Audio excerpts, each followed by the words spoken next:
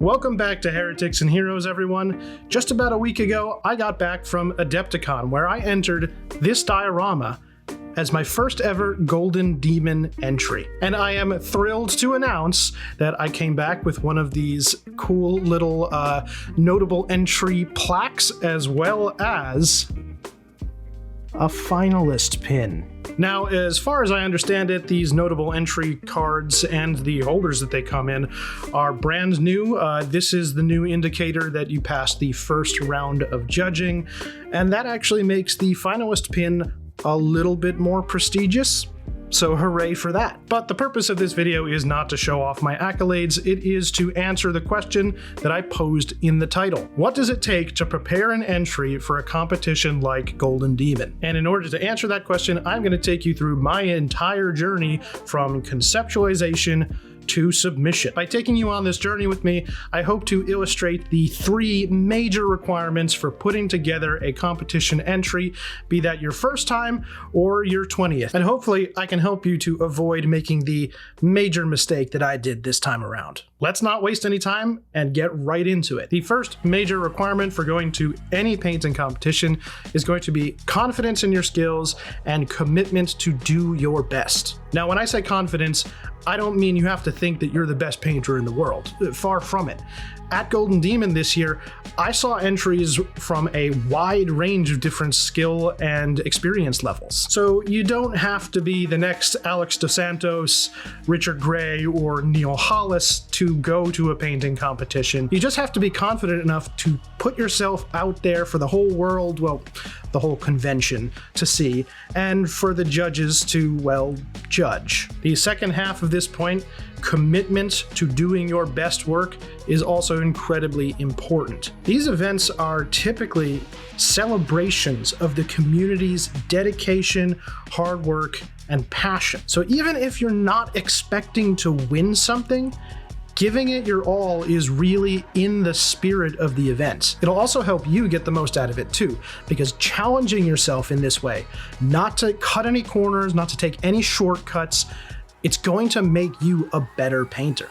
This is the time to try out that technique that you thought was maybe just out of reach, or you've been practicing for a while and couldn't quite get it. This is the excuse you've been waiting for to finally do it. When there's no room for good enough, your only choice is to get good. Once you put yourself into that mindset, you will. So how does this fit into my journey to Golden Demon this year? Well, I'm already here on YouTube and, throwing my personality and my artworks out into the ether of the internet. So confidence, I think I have down. And as for the commitment to doing my best, with every new video that I make, I'm usually challenging myself in some way to get better at some aspect of my painting so that we can learn together. So the prospect of really going no holds barred and challenging myself like I never have before to put something truly great in the cabinet at Golden Demon, that's something that really, really excited me. And that brings us to the second major requirement for putting together a competition piece. That is choosing a model or unit or diorama that you are truly passionate about. Remember, you are going to be painting this for a long, long time. If the thought of seeing this painting project finished and in the cabinets at the competition doesn't fill you with like a fire in your belly, I think that you've made a mistake. Without that excitement, without that passion, there's a decent chance that you're going to start to burn out halfway through painting. And of course, that's going to kill the enjoyment of going to the competition in the first place,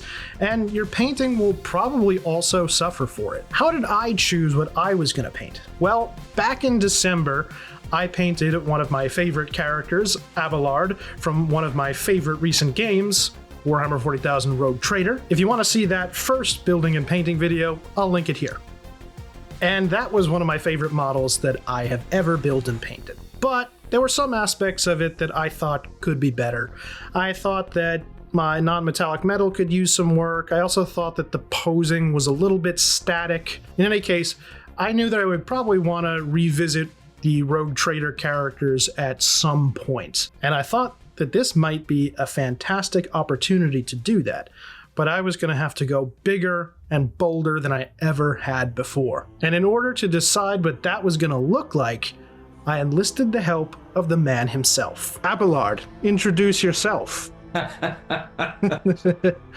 Hello, I'm Ian Russell, and I'm the voice actor for Admiral Abelard Wersarian, head of the House of Wersarian and Seneschal of the House von Valancius. Yeah, so you have tons of experience introducing the rogue trader. Is this the first time that you've introduced yourself like that?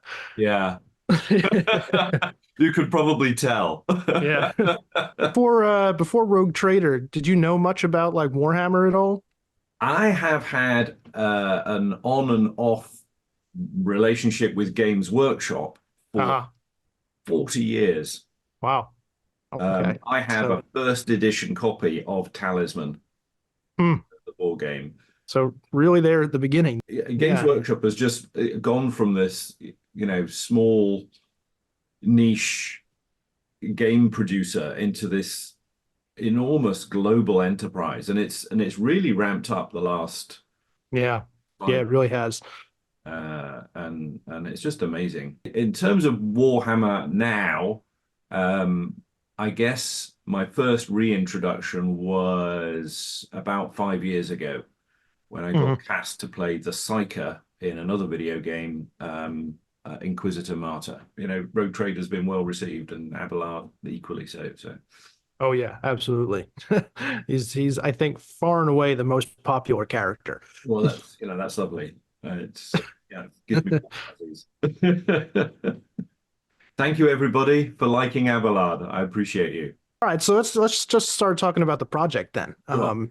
So I painted my last Abelard miniature, and that caught your eye. Where did you see it first? I saw on, that's interesting, I think Instagram. So when I saw the Abelard that you've done, my first idea was, I'll go and make one and paint one myself. Was what I thought. So I went to your YouTube channel and watched the process. Yeah. Immediately thought to myself, this is beyond me. So then that's when I approached you and I said, hey, yeah, doing another one. Voice actor, we get, it's an odd sort of situation where for some of your work you end up with something of a fan base without really looking for it, because as voice actors we don't go looking for that. I don't think anybody should go looking for it, but you don't go looking for it, and then suddenly you have a fan base and you go, oh right, and then someone like you makes something that's that, to me, someone making a video game character that I've voiced and going, look, here's Abelard. I mean, that's just the coolest thing for me. Yeah. I mentioned Chernobylite earlier. Look, yeah, there's a Chernobylite plushie. Oh wow. That's the Black Stalker. I voiced the Black Stalker amongst other things in that game, so I had to buy it, of course. So then that was when I reached out, because I was like, I need to have one of these things. I need to have that. Well, I had a lot of fun doing the first one. This one is probably going to end up being more work, because this is the first time I'm planning on entering like a real competition. And Dragon, we're doing the Golden Dragon, right? The Golden Demon, yeah. Golden Demon. Yeah. And from what I've heard from other people that have done it many times before, is that you need to. It sometimes goes past the point of painting for fun, where you're starting to agonize over like tiny details that you would never worry about in any other scenario, because the competition is so stiff that the judges, in order to select a winner, have to basically go searching for flaws. How many different categories are there? I think there's 13 or 14. Okay. Yeah, so it would be like Warhammer single miniature, or Warhammer Age of Sigmar single miniature. Then there's large models for each of the different systems, and then there is ones for the Middle Earth systems too. I think that the one that I'm going to end up entering, we'll discuss it further, but I think the one that I'm going to end up entering is the diorama and duel category. So let's just talk about what we want it to look like, I guess. Yeah, I mean, you've got the creative, the 3D creative thought here. How much of the game do you actually know about? Have you played any of it? I'm in chapter 1 or 2. I've played about 15 or 20 hours. Yeah, so one of the concepts was, maybe having Abelard fighting, Drukhari are sort of small-ish models and not that complicated. You can kind of get away with just painting all of their armor black. So they're relatively easy to paint. So one of the concepts could be, Abelard maybe fending off multiple Drukhari at the same time. Something that he's very well known for in the community as just standing at the front and smashing the crap out of anyone who gets in front of him. No secret of his abhorrence of the Xenos. Yes, exactly. It's very appropriate for Abelard and he'd probably be enjoying it. Yeah. Yes. Another one that I had a concept for was maybe a one-on-one duel between Abelard and a Chaos Space Marine. Which could be very interesting to see because there's going to be a size difference between the two, like a fairly striking one. The Space Marine is going to be towering over him. Yeah. I mean, it's not exactly, but it brings to mind sort of Gandalf versus the Balrog kind of. A little bit, yes. The overpowering demon or the dragon, or whatever. I like that idea. There's a particular ability that a lot of people really like to use. It's called defensive stance, I think, where any attack that Abelard parries, he immediately makes a counterattack. So I was thinking what we could do is we could have it so that it's like mid parry, essentially. Like Abelard has just like knocked the power sword out of the Chaos Space Marine's hands. He's maybe slightly off balance coming back, and then Abelard is just going in for the kill with like a thunder hammer or something. Yeah. I like that idea. Yeah. I think it would be dramatic. You think it would be very dramatic, yeah. That the drama of the scene would be eye-catching. You want, it's going to be hundreds and hundreds of models. Exactly, yeah. And that is actually one of the judging criteria, is how creative you get with it and how much you try to fit it in with the lore of the universe. And yeah, the drama of the scene, I think, definitely would help. Right at the beginning of the game, there's the fight with the Chaos Space Marine. Yeah, exactly. Right at the beginning. So there's no doubt that Abelard would face off against a Space Marine. It's not like he's going to go, oh my God, I'm going to better run away or anything like that. Yeah. The last part of the actual model that I wanted to touch on was, all right, so we've got our combatants settled on. Now we need an environment, and that's going to be pretty important.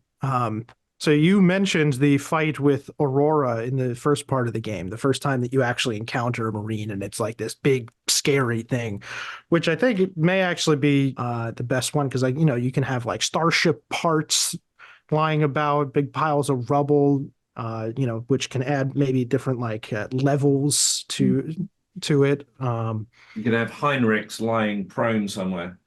Yes. No doubt he exploded himself. It wasn't actually the the Marine that did it. His psychic powers mishapped. Oh, this is very cool. I'm very excited.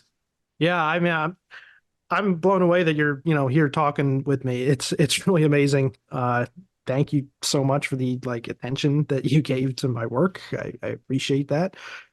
Well, I think you deserve it. Oh, thank you.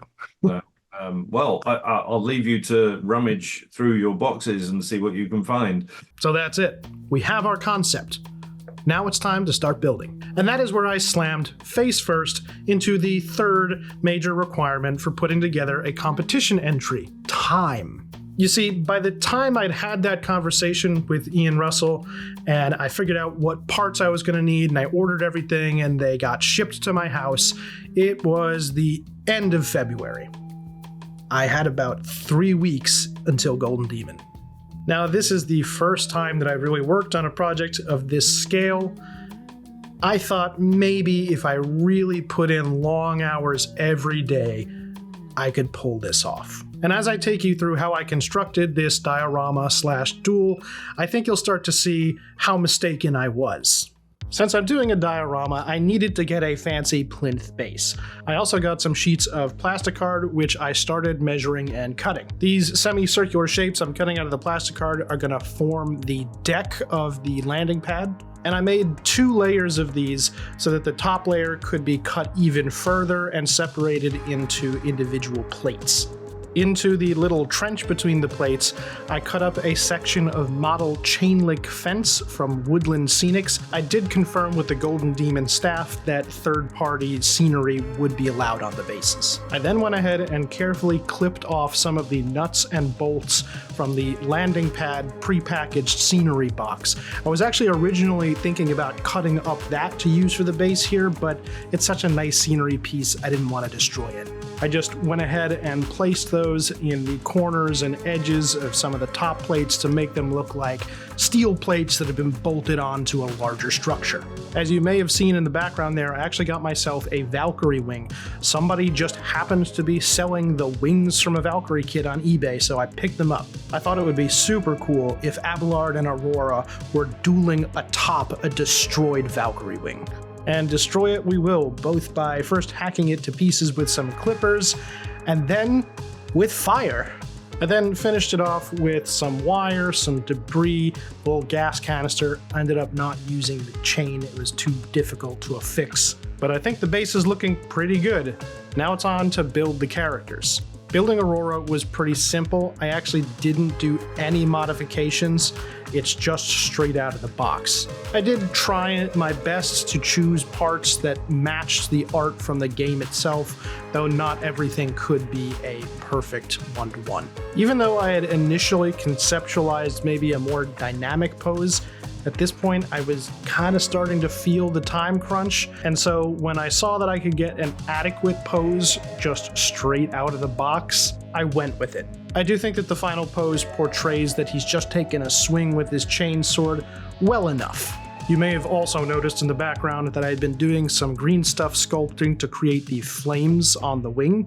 I was trying to multitask in between allowing the green stuff to dry, as well as building the Chaos Space Marine. Abelard himself actually ended up being the most difficult part of this to construct. Initially, I thought that I was going to have to custom sculpt his arms, his overcoat, and maybe even his legs. But with the clock ticking down, I knew that this was not an option. So was there a way that I could get the Tempester greatcoat to work again? As it turns out, the answer was yes, in no small part to the lucky coincidence that the fire on the wing happened to be blowing in the same direction that the wind would be blowing the overcoat. To get the main body, I smashed together one of the torsos that you get in the Cadian Castellan box with the officer's legs that you get in the new Cadian Command Squad box. In a stroke of luck and also some good visual conceptualization, these parts ended up fitting together with pretty much no modification needed, and created the perfect pose for Abelard to be ascending up the downed Valkyrie wing. Creating Abelard's head went exactly the same way as it did the first time. I used the same mustached head from the Imperial Navy Breachers box, shaved off his hair and resculpted it, and gave him a beard. Constructing the Thunder Hammer and then the placement of the arms was easily the most challenging part of this build. To make the hammer, I took the hammer head off of one of the Thunder Hammers from the old Vanguard Veterans Space Marines box, and then I attached it to the bottom half of the standard from the Tempestus Scions box, because I wanted to elongate the haft a little bit. Because of the strange positioning of his right arm underneath the greatcoat, I knew I was going to have to do something a little bit unorthodox with how he was going to be holding the hammer. I figured that the only way I was going to make this work was by having his left arm way up high and making it look like he was coming in with a powerful uppercut strike with the hammer. So I took the hands and one of the arms from the axe wielder out of the Imperial Navy Breachers box. The hands were going to fit on the haft well enough just as they were, but the left arm wasn't quite gonna work. So I shaved it way down to create sort of the skeleton of an arm that I would then sculpt on top of. Finding the correct positioning here required pinning both the left arm and the right hands, and quite a lot of finagling and adding some sculpting material before I finally got it just right. The final step was then to fully sculpt his left arm. And that's it, there it is. It's built. You can see that I had started painting some of it while building the other parts, waiting for the sculpting material to dry and such. At this point, I was really feeling just how much of a time crunch I was in. The building phase took about a week in and of itself, and now we're on to the painting phase, and I've got like 2 weeks left. I did not get any of the painting on video, and there's a good reason for that. It's because painting to your highest level on camera is hard already, but when you take into account the amount of time that you have to fiddle with setting up your equipment, figuring out which segments you do and don't actually need to film, that adds quite a lot of time to the painting process as well. If you want to see some glamour shots of the final product, stick around till the end of the video and I'll do a little showcase when I'm giving my closing spiel. Because I realized just how little time I had left, I pretty much set everything else aside and just painted and painted and painted every single day. I was painting in such a fury that there are probably parts of this model that you could ask me about and ask, oh, how did you paint that? How did you paint that? And I would honestly turn around and say to you, I don't remember. I was in like a fugue state. I had to pretty much draw on every single little bit of experience that I had accrued in my entire miniature painting career and put them to use all at once. This is why I said earlier that painting for a competition can teach you so much. There were certain elements of the model that I simply did not know how I was going to paint fast enough using the techniques and processes that I had previously been utilizing. And so I sort of forced myself to come up with a new workflow to meet both the time and quality standards. And frankly, learning how to do that is going to be incredibly valuable for my painting career going forward. In any case, the day finally came where it was time for me to board my plane. I flew to Chicago from New York and immediately rushed to my hotel room where I pleaded with the front desk receptionist to let me into my room early so that I could get painting again. Yeah, I painted in my hotel room for like the first 2 days of the convention. I pretty much didn't go to the convention hall until Friday. So I really was painting like right up until the last minute. There were parts of the model that were bare primer the morning of the day that I handed it in. And this is the part where I really want you to learn from my mistakes. This process was incredibly stressful. Yes, I did learn some really valuable lessons along the way, but one of those lessons is I would have been much better off if I had a lot more time. When you put together your first or next competition piece, take the amount of time that you think that you're going to need and like triple it. And that's the actual amount of time that you're going to need. And even if you don't need all of that extra time to finish, that extra time is now polishing and refinement.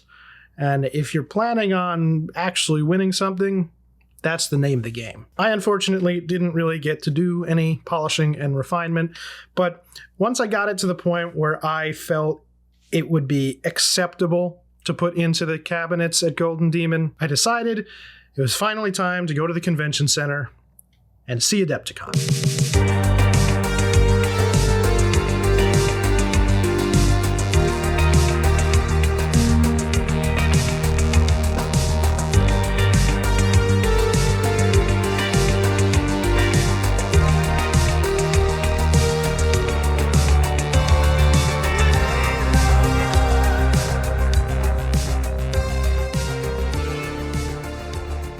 It's kind of an amazing thing to see your painting in the display cases alongside some of the legends of the miniature painting world. So in that respect, I was really excited and I was fairly proud of myself for actually making it happen. But at the same time, there was a part of me that was kind of feeling a sense of grief almost, that I don't think I put my best work up there.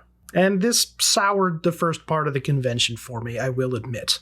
In violating requirement number 3, time, I actually kind of retroactively violated part of requirement number 1 as well. But you know what? I got over it. I was still super excited to see my work in those display cases, and I was proud that I actually managed to get something worthwhile in there. And frankly, the rest of the convention was a blast. Now, I myself didn't participate in any of the gaming tournaments or anything like that, but I did love seeing all the vendors, people presenting new games, doing demos, all that kind of thing. My favorite game that I actually demoed was called Oak and Iron. It's like an Age of Piracy naval combat game. It's got some very interesting mechanics where they've tried to make it a little bit more realistic. It's not necessarily fights to the death. You're jockeying over crew morale, that kind of thing. You should check it out if you get a chance. It was also amazing getting to meet some of the other incredible artists there. There were a ton of huge Warhammer and tabletop content creators there. I did get to say hi to a few of them, but of course they have no idea who I am. But coming back on Sunday morning, once all the judging had been done, and seeing my entry there on the middle shelf with all the other finalists, I was absolutely over the moon. So participating in that amazing experience, and especially because I actually came home with something to show for it, it really made it all worth it. Not to mention the entire extra suitcase worth of miniatures that they sent me home with. In conclusion, do I think that painting competitions, Golden Demon, Adepticon are worth it? Absolutely. I can wholeheartedly recommend it to just about anyone. Even if you're not there to compete at the absolute highest levels, and maybe you don't come home with a notable card or a pin or anything. I think that going there and participating in the event, which at its core I think is a celebration of the community's creativity, dedication, and hard work, that's enough. Not to mention how far it's going to take your painting skills in the process. Thanks everyone for making it to the end of the video. I know this was a long one, but there was a ton of stuff to cover. I hope that seeing the full process of putting this project together was interesting for you, and maybe it'll inspire you to try your hand at a painting competition as well. I was thrilled to have gotten to collaborate with Ian Russell, the voice actor for Abelard, on this project. And I'm even more thrilled that I'm going to be giving this diorama to him once I figure out how to actually get it to him. You may have been able to tell that the conversation I had with Ian Russell in this video was heavily cut down. The full-length interview was actually around 45 minutes, and if you're interested in seeing the whole thing, I have it up on my Patreon for all paid members. Patreon members actually got to see some of the progress on this project early. I also have additional painting tutorials, audience polls, and you'll get access to the Discord server if you become a member. Thank you all once again, and as always, I'll see you on the tabletop, and hopefully, I'll see you at the next Golden Demon too.